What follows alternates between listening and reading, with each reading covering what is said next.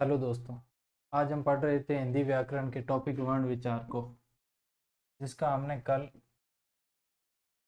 वर्ण विचार में भाषा, भाषा की व्युत्पत्ति,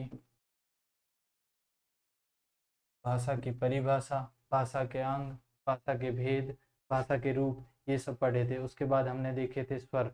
तो स्वरों का वर्गीकरण भी हमने कल पढ़ लिया था। आज हम देखेंगे व्यंजन। उससे पहले हम कल जो पढ़ा था उसके बारे में हम विस्तृत चर्चा कर लेते हैं। तो भाषा, भाष संस्कृत के भाष धातु में आ प्रत्यय के योग से हुई, जिसका शाब्दिक अर्थ होता है कहना या बोलना। और हमने इसके तहत भाषा की परिभाषा को पढ़ा था, जिसका परिभाषा ये थी भाषा की कि ध्वनि के जिस माध्यम से व्यक्ति अपने विचारों का आदान प्रदान करता है वह भाषा कहलाती है। ठीक है। फिर हम देखते हैं कि भाषा की आवश्यकता मनुष्य को क्यों पड़ी थी।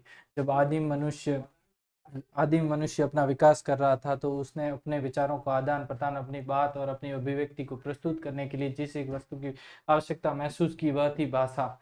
और भाषा के रूप देखें तो भाषा मौखिक एवं लिखित दो रूपों में होती है। सांकेतिक रूप भी इसका माना जाता है, लेकिन भाषा व्याकरण के तौर पर हम सांकेतिक रूप को इसका रूप नहीं मानते। इसके बाद हम देखते हैं भाषा के भेद। भाषा के भेदों में कोई निश्चितता नहीं है।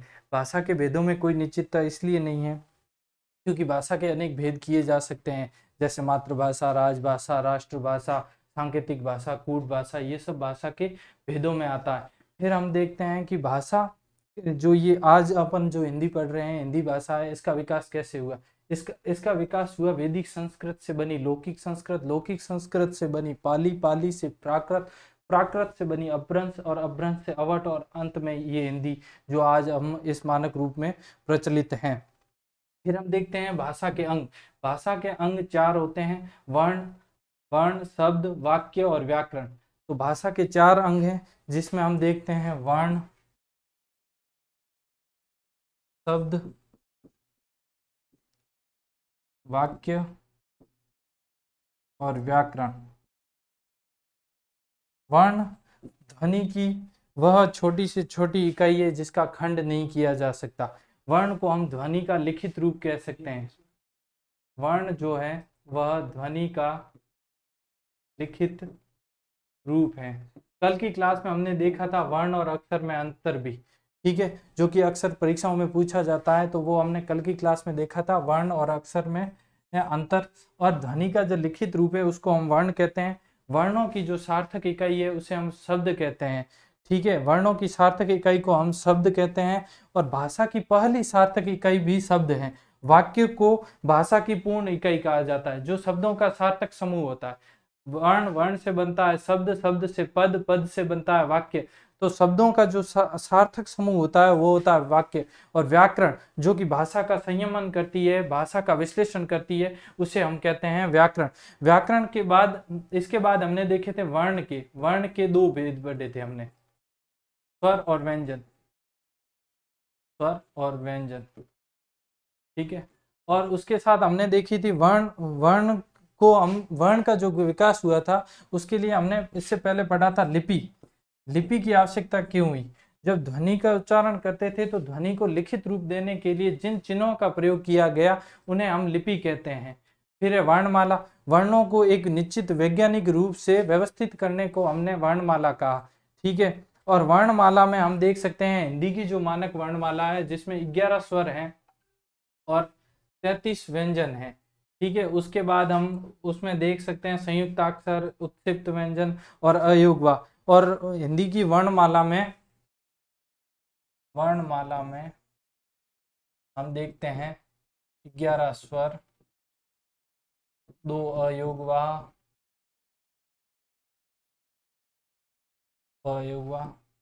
33 व्यंजन, 33 व्यंजन, जिसमें 25 स्पर्शी व्यंजन है, 4 अंतस्थ व्यंजन है और 4 ऊष्म व्यंजन है। तो 33 व्यंजन, 4 संयुक्ताक्षर, 4 संयुक्ताक्षर। तो हम देख लेते हैं 11 और 13, 13 और 33 हो गए आपके 46, और 4 संयुक्ताक्षर और 2 उत्क्षिप्त। इस प्रकार हिंदी की वर्णमाला में 52 वर्ण है, मतलब 52 वर्ण है। और मूल वर्ण जो है वो है 44। वर्णमाला में यदि हम मूल वर्ण देखें तो वह है 44, लेकिन यदि पूर्ण देखें तो वह है 52। 52 वर्ण जो है वो हिंदी की वर्णमाला में है।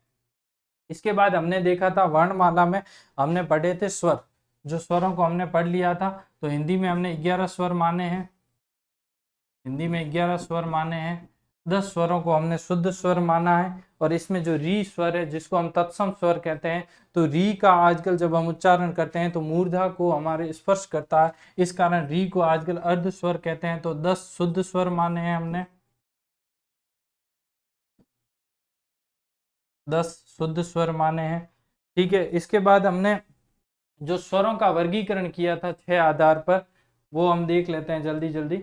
ठीक है, हिंदी वर्णमाला ये देखिए 11 स्वर, 2 अ योग वाह है, इनके बारे में हम आज पढ़ेंगे। फिर ये देखते हैं स्पर्श व्यंजन है, ये 25 स्पर्श व्यंजन है। ठीक है, और उसके बाद है अंतस्थ व्यंजन 4, 4 ऊष्म व्यंजन, 4 संयुक्त व्यंजन। ठीक है, और 2 उत्सिप्त व्यंजन। और फिर देखते हैं स्वर। स्वरों के बारे में हमने कल पढ़ लिया था कि बिना किसी अवरोध के जिसका उच्चारण किया जा सकता है वे स्वर है। स्वर स्वतः उच्चरित है, मतलब इनका जब उच्चारण करते हैं तो हमें किसी और वर्ण की आवश्यकता नहीं होती है। ठीक है, स्वरों के उच्चारण में श्वास की मात्रा जो है वो बहुत कम लगती है, इसके लिए इसके कारण इसको हम स्वरों को हम अल्प प्राण स्वर कहते हैं। स्वर सारे के सारे अल्प प्राण है। स्वरों के उच्चारण में हमारे स्वर तंत्रियों में एक कंपन होता है, तो स्वर तंत्रियों में कंपन के कारण इनको हम सघोष भी कहते हैं। तो सारे के सारे स्वर सघोष हैं। फिर आ जो स्वर है आ, ये वाला, ये अंग्रेजी से हिंदी में आया और इसको हमने ग्रहण कर लिया, इसलिए हम इसे आगत एवं ग्रहित स्वर कहते हैं। ठीक है, इसके बाद हम देखते हैं कि स्वरों की संख्या 11, हिंदी में मात्राएं 10 है। यदि अ को हटा दिया जाए इसमें तो बाकी सारी की सारी मात्राएं हैं, इसलिए यदि स्वर 11 हैं और उसमें से एक स्वर अ को हटा देते हैं तो बाकी सारी मात्राएं हैं, तो मात्राएं हो गई 10। तो हिंदी में मात्राएं हो गई 10। ठीक है, देवनागरी लिपि व संस्कृत में 2 और स्वर है जिसमें बड़ा री और र आते हैं। ठीक है, हिंदी में शुद्ध स्वरों की संख्या 10 है, ये हमने पढ़ लिया था।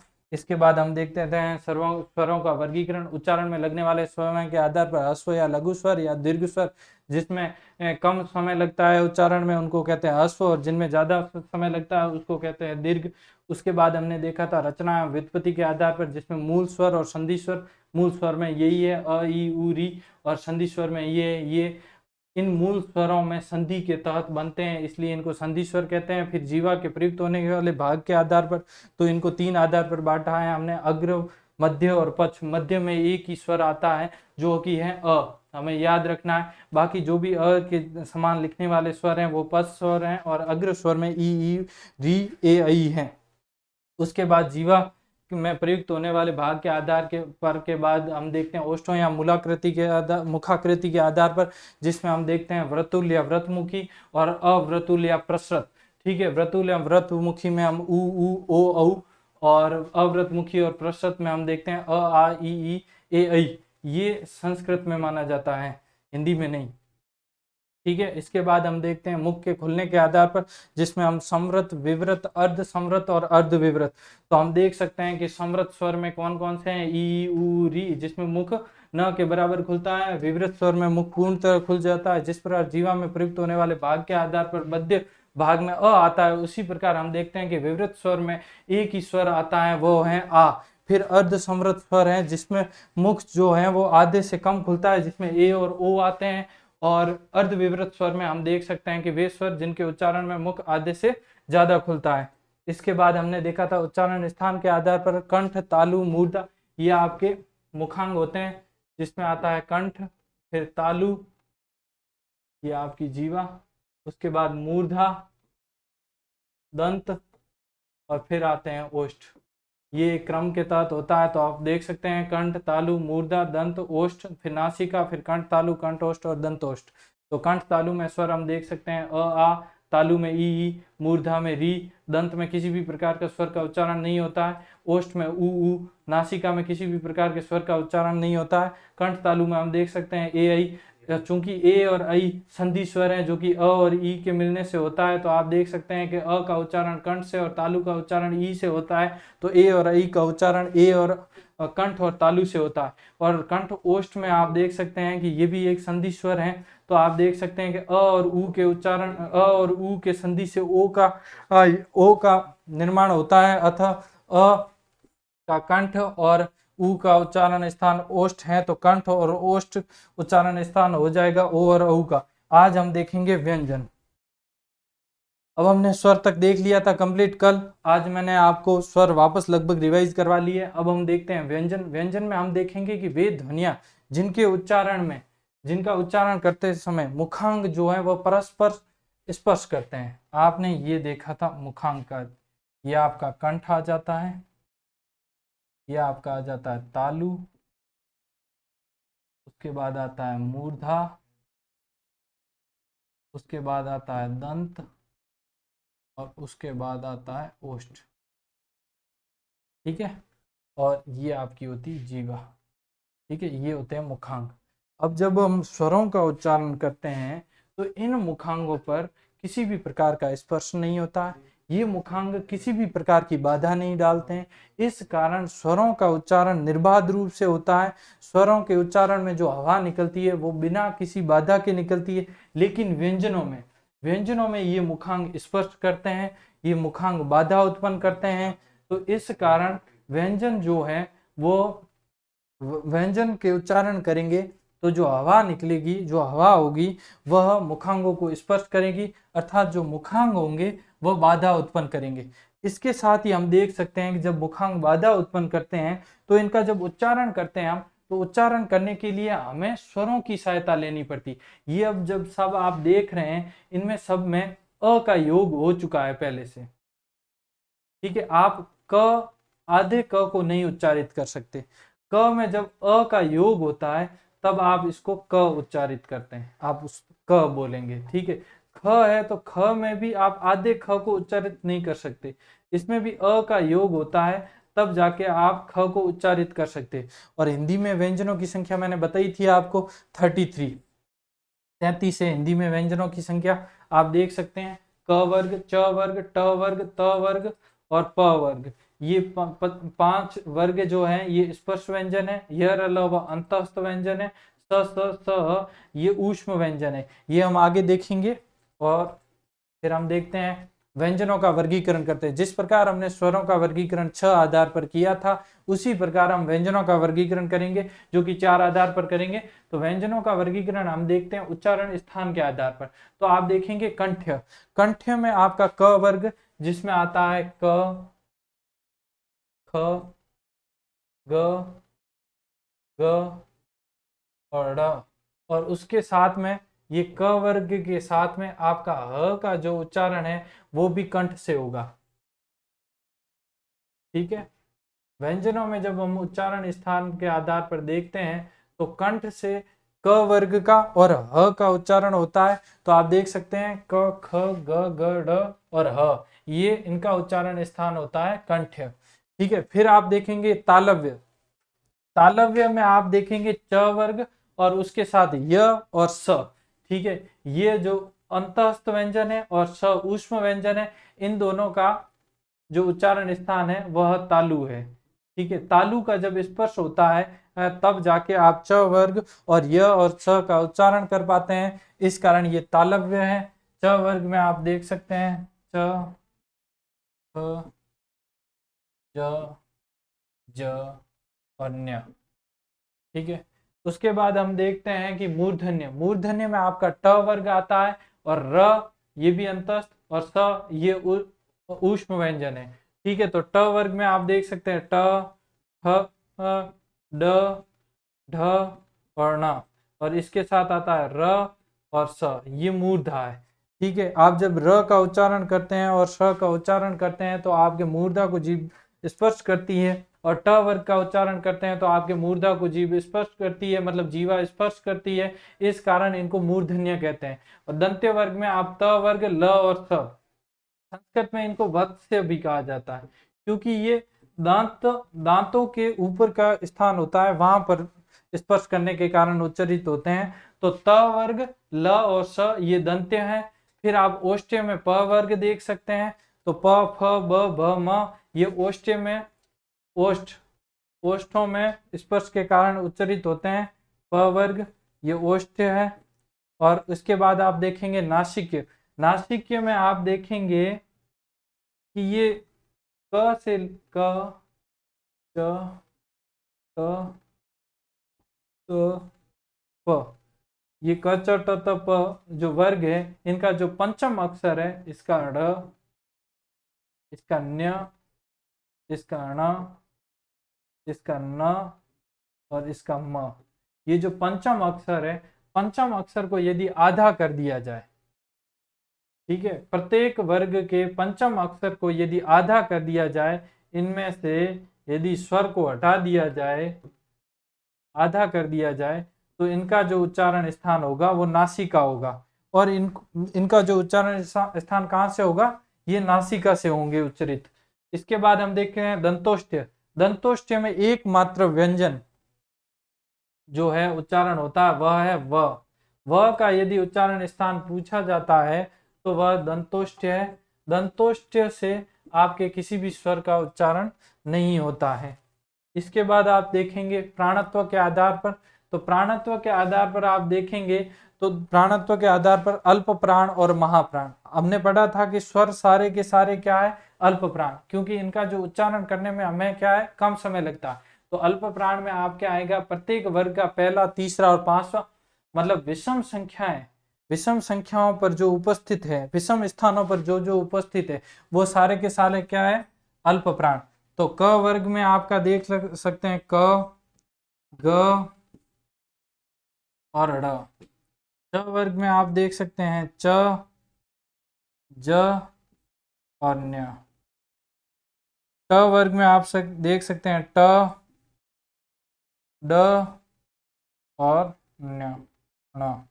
और त वर्ग में आप देख सकते हैं त, द और न। और प वर्ग में आप देख सकते हैं प, ब और म। तो आप देख सकते हैं कि ये जो 15 वर्ण हैं, क वर्ग में आप क वर्ग के पहला, तीसरा और पांचवा, च वर्ग का पहला, तीसरा और पांचवा, ट वर्ग का पहला, तीसरा और पांचवा, त वर्ग का पहला, तीसरा और पांचवा और प वर्ग का पहला, तीसरा और पांचवा, ये अल्प प्राण है। ठीक है, अब आप देख सकते हैं कि प्रत्येक वर्ग के पहले, तीसरे और पांचवे वर्ण अल्प प्राण है। उन्हीं के साथ अंतस्थ व्यंजन,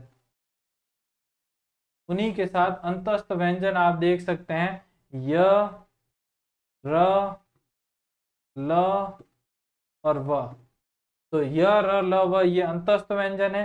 तो ये भी प्राणत्व के आधार पर देखें तो अल्प प्राण है।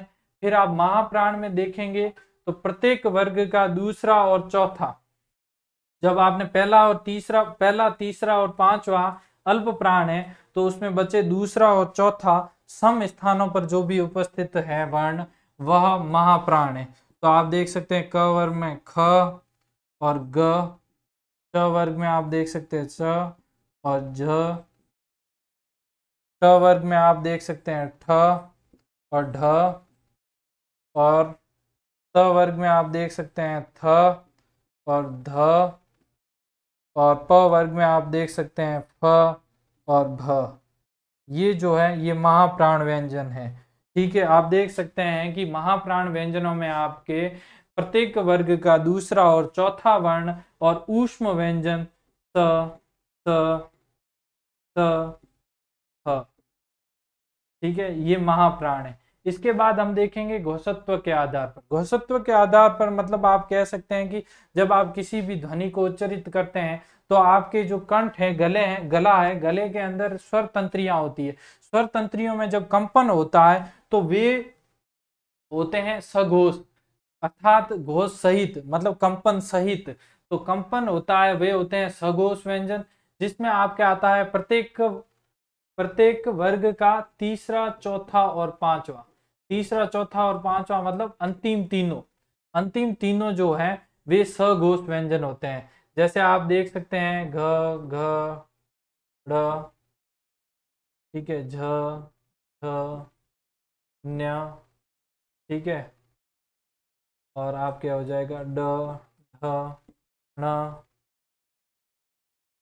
और आपके हो जाएगा यहाँ द, ध, न, और हो जाएगा ब, भ, म। अब हम इनका उच्चारण जब करेंगे तो आपकी जो स्वर तंत्रियां हैं वे कंपित होगी, स्वर तंत्रियों में कंपन होगा, तो इनको हम कहेंगे सघोष। और इन्हीं के साथ य, र, ल, व जो अंतस्थ व्यंजन है वे भी स्वघोष है। इसमें य और व को हम आगे पढ़ेंगे कि ये अर्ध स्वर के रूप में भी जाने जाते हैं, तो इसका भी कारण हम देखेंगे। फिर अघोष व्यंजन में जब आपके 3-4 प्रत्येक वर्ग के 3-4 और 5वें स्थान के वर्ण जो है वे स्वघोष हैं, तो पीछे बचे पहला और दूसरा। और इसके साथ हम स्वघोष में एक और वर्ण देखेंगे ऊष्म व्यंजन का ह। आपने देख लिया था तीसरा, चौथा और पांचवा अंतस्थ व्यंजन य, र, ल, व, और ह जो ये है ये सघोष व्यंजन है। जबकि अघोष व्यंजन में आप देखेंगे क, ख, च, ट, ठ, त, थ, प, फ। ये आपके प्रत्येक वर्ग के पहले और दूसरे व्यंजन या पहले और दूसरे वर्ण ये अघोष व्यंजन है। इन्हीं के साथ स,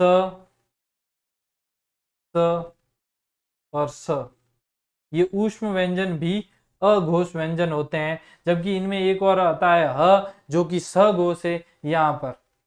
इसके बाद हम देखते हैं प्रयत्न के आधार पर। अब हम देखते हैं प्रयत्न के आधार पर। प्रयत्न के आधार पर हम देखेंगे तो स्पर्श संघर्षी, 2 मिनट नहीं, स्पर्श संघर्षी नहीं होगा, ये संघर्षी आ गया गलती से। स्पर्श व्यंजन, इसमें आप क्या आ जाएगा क वर्ग, च वर्ग, ट वर्ग, त वर्ग और प वर्ग। ये संघर्ष मिसप्रिंट हो गया है, तो आप स्पर्श व्यंजन देखेंगे इसमें क वर्ग, च वर्ग, ट वर्ग, त वर्ग और प वर्ग। अब आप इनका उच्चारण करते हैं तो आपके जो मुखांग हैं वह कहीं ना कहीं स्पर्श करते हैं, स्पर्श होता है, तो इस कारण आप इनको स्पर्श व्यंजन कह सकते हैं। इसके बाद देखेंगे स्पर्श संघर्षी व्यंजन। इसमें आप देखेंगे छ, च, ज, ये न्य, ये च वर्ग है, ये च वर्ग है, इसको हम स्पर्श संघर्षी भी कह सकते हैं। ये स्पर्श करने के साथ संघर्ष भी होता है, मतलब जो मुखांग है उनमें संघर्ष भी होता है, इस कारण इनको स्पर्श संघर्षी कहते हैं। फिर अंतस्थ व्यंजन में य, र, ल, व। अंतस्थ व्यंजन मुखांग आपको पता है कंठ, कंठ के बाद तालु, तालु के बाद मूर्धा, मूर्धा के बाद दंत, फिर ओष्ठ। और इन मुखांगों में कहीं पे भी ये बहुत आंशिक स्पर्श करते हैं। इनका जो स्पर्श होता है मुखांगों में बहुत आंशिक तौर पर होता है, इसलिए इन्हें अंतस्थ व्यंजन कहते हैं। अंतस्थ मतलब अंदर ही अंदर बहुत कम आंशिक जो स्पर्श होता है, इनके कारण आंशिक स्पर्श के कारण जो य, र, ल, व का उच्चारण होता है, अतएव इन्हें अंतस्थ व्यंजन कहते हैं। फिर आते हैं अर्धस्वर। अर्धस्वर में आप देखेंगे य और व। अब देखिए आपने यहाँ पे अंतस्थ व्यंजन में य, र, ल, व देखा, जिसमें अंतस्थ व्यंजन में आपने देखा कि मुखांगों का बहुत ही कम आंशिक स्पर्श होता है, तो य और व में आंशिक से भी कम स्पर्श होता है। और स्वरों में आपने स्वरों की परिभाषा पढ़ी होगी, उसमें आपने पढ़ा मुखांगों का कहीं पर भी स्पर्श नहीं होता, और य और व में आंशिक से भी कम स्पर्श होता है, तो इनको हम अर्ध स्वर के तौर पर भी लिखते हैं। य और व 2 अर्ध स्वर है। फिर है लुंठित एवं प्रकंपित। र को लुंठित एवं प्रकंपित भी कहा जाता है। लुंठित का मतलब होता है कि जब र का उच्चारण होता है तो जीवा में एक मोड़ आता है, एक वलन पड़ता है, इस कारण र को लुंठित कहा जाता है। प्रकंपित मतलब आपकी जो जीवा है उसमें कंपन ज्यादा होता है, जब आप र का उच्चारण करते हैं तो जीवा में कंपन जो ज्यादा होता है। और लुंठित का मतलब एक वलन, तो आपकी जीवा में एक वलन पड़ता है, इसके कारण र को लुंठित और प्रकंपित व्यंजन भी कहते हैं। फिर पार्श्विक। पार्श्विक में आपका आता है ल, ये आपकी जीवा है। जब आप ल का उच्चारण करते हैं तो जीवा के पास के जो पार्श्व है, जीवा के पास का जो भाग है, वहां से हवा निकलती है। ल के उच्चारण में आप जब देखेंगे, जब ल को उच्चारित करेंगे तो जीवा के जो पार्श्व है पार्श्व के पास से हवा बाहर निकलती है, इस कारण ल का उच्चारण हो पाता है, इसलिए ल को हम पार्श्विक व्यंजन भी कहते हैं। फिर देखते हैं ऊष्म, स स स, ये ऊष्म व्यंजन इसलिए हैं क्योंकि जब हम इनका उच्चारण करते हैं तो जो इनके उच्चारण के दौरान जो हवा निकलती है वह थोड़ी ऊष्म अर्थात गर्म होकर निकलती है, इस कारण ऊष्म व्यंजन कहते हैं स स स को। और उत्सिप्त को ढ और ढ, उत्सिप्त का जो शाब्दिक अर्थ होता है वह होता है फेंका हुआ। ढ और ढ का जब हम उच्चारण करेंगे तो हमारी जो जीवा है वो एक बार ऊपर उठती है और वो तुरंत नीचे गिरती है, एक झटके के साथ नीचे गिरती है, इस कारण ढ और ढ को हम जो है उत्सिप्त व्यंजन कहते हैं। उत्सिप्त व्यंजन का अर्थ, उत्सिप्त व्यंजन जो कहते हैं ढ ढ को, ये क्या है कि आपकी जो जीवा है, जीवा को जब आप उच्चारण करेंगे तो जीवा एकदम ऊपर उठेगी और तुरंत ही नीचे गिरेगी, झटके के साथ नीचे गिरेगी, इस कारण इन्हें उत्सिप्त व्यंजन कहते हैं। इनको विकसित व्यंजन भी कहते हैं। विकसित व्यंजन इसलिए कहा जाता है कि इनका ड और ढ से विकास हुआ है, इस कारण ढ और ढ को हम विकसित व्यंजन भी कहते हैं। इसके साथ हम देख सकते हैं कि ये आपके व्यंजन कंप्लीट हो गए। अब हम देखेंगे व्यंजन द्वित्व। व्यंजन द्वित्व देखेंगे, ये आपका लास्ट टॉपिक है, इसके बाद आपके वर्ण विचार को कंप्लीट कर देंगे। ठीक है, व्यंजन द्वित्व देखेंगे। जब व्यंजन द्वित्व में ये है कि जब समान व्यंजन जो संयुक्त होते हैं तो व्यंजन द्वित्व होता है। समान व्यंजन जब संयुक्त हो जाएंगे, संयुक्त रूप से आते हैं, तो हम उसे व्यंजन द्वित्व कहेंगे। देखिए, ये इंपॉर्टेंट टॉपिक है।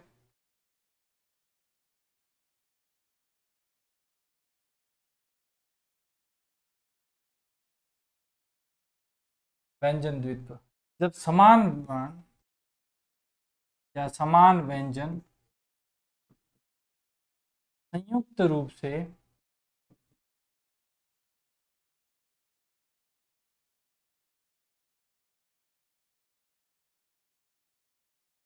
समान व्यंजन संयुक्त रूप से आते हैं तो व्यंजन द्वित्व होता है। आप देख सकते हैं कि आप लिखेंगे पक्का, बच्चा, ठीक है, अड्डा, पत्थर। पत्थर उसमें आ जाएगा जब महाप्राण आते हैं, तो महाप्राण में आप इसमें एक और ये जो है टिप्पणी वाला है कि आप जब महाप्राण आएगा तो महाप्राण व्यंजन कभी भी द्वित्व में नहीं आएगा। जब महाप्राण आता है तो उसके आगे जो भी आधा अक्षर आएगा वो अल्प प्राण आएगा। ठीक है, ये आपको साथ में दिखा देंगे। ये जो पक्का है तो आप देखिए क और क दो आगे, ठीक है, पक्का, बच्चा, इनमें आप देख सकते हैं कि ये दो अल्प प्राण या फिर दो व्यंजन एक साथ आए, तो आपका च भी अल्प प्राण है, क भी अल्प प्राण है, और इसके साथ च और क आ रहे हैं, तो ये हो गया व्यंजन द्वित्व। अब इसमें ये एक बात इंपॉर्टेंट है कि जब आप महाप्राण व्यंजन द्वित्व में नहीं आएगा, महाप्राण ध्वनि होगी वह व्यंजन द्वित्व में, वह व्यंजन द्वित्व में नहीं आएगा। क्यों? जब हम महाप्राण व्यंजन द्वित्व में आएगा तो आपके महाप्राण के आगे अल्प प्राण होगा। जैसे आपने पत्थर लिखा है, इसमें थ क्या है? थ महाप्राण ध्वनि है, तो थ के आगे हमें क्या लिखा? त, तो अल्प प्राण ध्वनि है। अच्छा, अच्छा लिखते हैं आप, अच्छा, तो ये स क्या है? ये महाप्राण ध्वनि है, तो इसके साथ अल्प प्राण ध्वनि आती है। तो ठीक है, इसके बाद हम देख लेते हैं लास्ट में संयुक्त अक्षर।